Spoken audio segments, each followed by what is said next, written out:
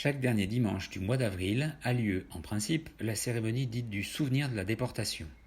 Depuis 1954, elle vise à rendre hommage aux millions de victimes ayant été déportées dans les camps nazis pendant la Seconde Guerre mondiale. Juifs, résistants, homosexuels, handicapés. Cette commémoration ne pouvant avoir lieu ce dimanche 26 avril en raison de la crise sanitaire actuelle, la municipalité de Pierre-Bénite vous propose ce reportage audiovisuel. Dans le cadre de son action en faveur du devoir de mémoire, la municipalité de Pierre-Bénite a organisé 2 séances de témoignages sur la déportation, en partenariat avec le collège Marcel Pagnol le jeudi 28 novembre 2019. À cette occasion, Claude Bloch, l'un des derniers rescapés du camp d'Auschwitz vivant de le Rhône, a décrit les circonstances de son arrestation, en juin 1944 à Rieux-la-Pape, les conditions de vie infernales dans ce camp nazi d'extermination de sinistre mémoire, puis son retour en France. Chacune des 2 séances s'est conclue par un échange de questions-réponses avec Claude Bloch. Entre les élèves de 3e le matin et le public d'adultes en fin de journée, chaque personne présente a écouté le récit de Claude Bloch avec la plus grande attention et le plus grand respect. Sûrement de l'eau non potable, on avait toute la dysenterie, ce qui contribuait à nous affaiblir un peu plus vite. Donc l'après-midi, on reprenait le travail, les journées étaient longues. 4 élèves de 3e ont accepté de réagir à l'issue de ce témoignage très touchant et instructif.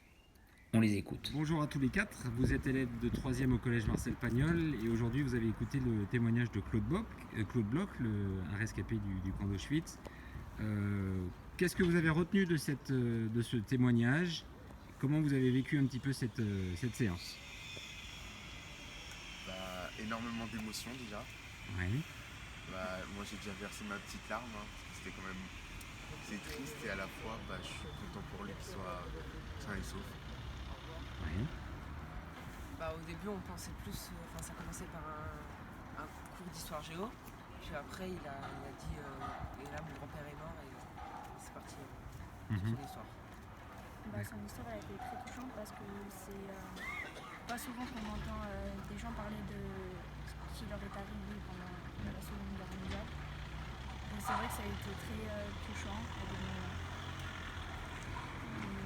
Oui, c'était quand même beaucoup touchant parce que savoir qu'il a été dans un camp d'extermination et qu'il a quand même survécu pendant assez longtemps et qu'il est encore là et il nous a raconté cette histoire. Donc c'était très touchant.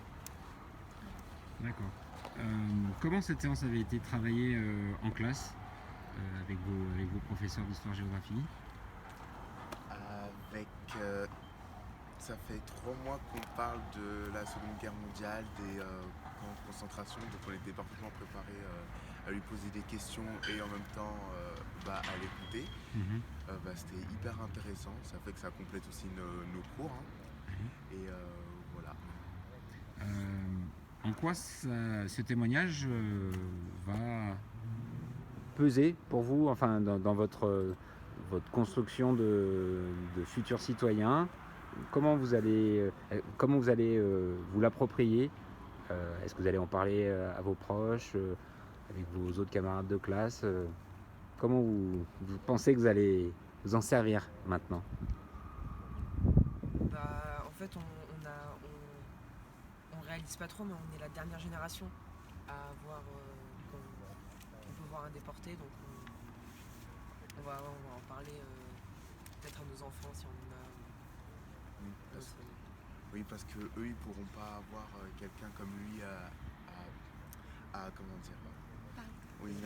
poser des questions sur ce qui s'est passé, parce que quand même il n'y en aura plus un jour ou l'autre. Donc oui, on a beaucoup de chance quand même de l'avoir ici. Afin de sensibiliser le grand public et en particulier les jeunes générations, la municipalité de Pierre-Bénite entend poursuivre son action en faveur du devoir de mémoire.